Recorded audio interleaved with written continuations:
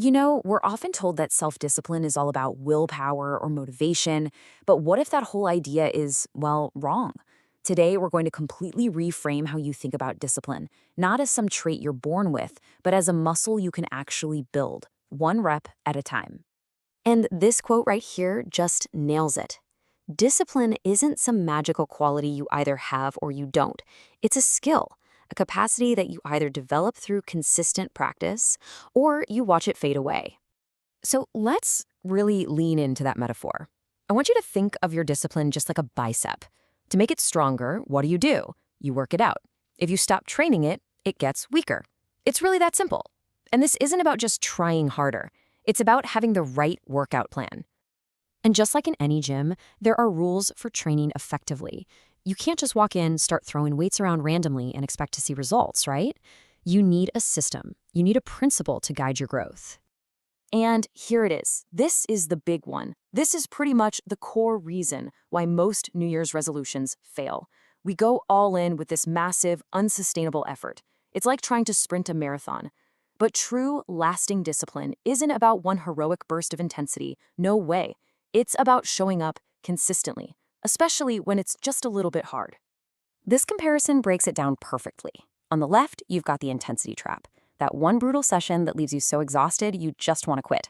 But look at the right. That's the power of consistency, just 30 minutes, but every single day. One leads straight to burnout. The other, that's how you build a lasting muscle. Okay, so every muscle needs a training program.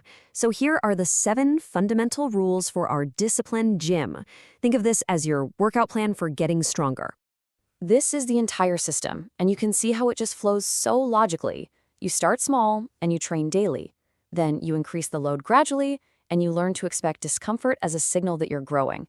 To make it all stick, you remove friction from your environment, you track your reps, and finally, you recover without quitting. Let's zoom in on a couple of these, because they're absolutely crucial. Let's start with Rule 3, a key principle straight out of weightlifting that applies perfectly here: progressive overload. I mean, think about it. You wouldn't lift the same 5-pound dumbbell forever and expect to get stronger, right? The same goes for discipline. Once 5 minutes of focused work feels easy, you move to 10. You have to gradually increase the challenge to stimulate growth. Another critical rule is number 5, remove friction. Your willpower is a finite resource, so don't waste it fighting unnecessary battles. The difference here is night and day. A high-friction environment makes being disciplined incredibly hard, but a low-friction one, it makes it the path of least resistance. The key is to design your space to support your goals, not fight against them. Now, in any training program, you have to know how to avoid injury. In our discipline gym, an injury is anything that derails your progress and weakens the muscle. So let's look at the most common ways people sabotage their own training. You're going to want to memorize these 5. These are the discipline killers. First, waiting to feel ready. You'll wait forever. Second, that all or nothing thinking, where one missed day feels like a total failure. Then you've got breaking promises to yourself, which just erodes self-trust, and overloading too soon, which leads straight to burnout. But the biggest one? Relying on motivation. Discipline is what you do when motivation has long since disappeared.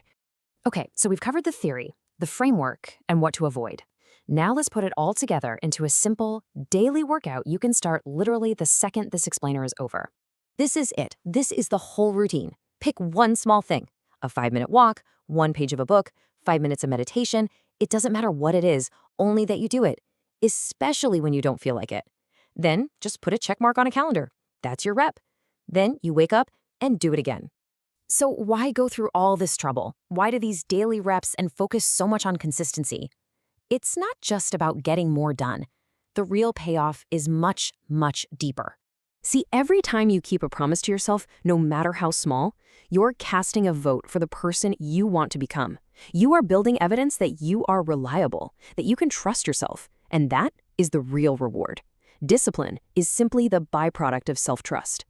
And eventually, after enough reps, after enough days of just showing up, you stop thinking about it. You stop fighting it. It's no longer something you do. It becomes a part of your identity. It simply becomes who you are.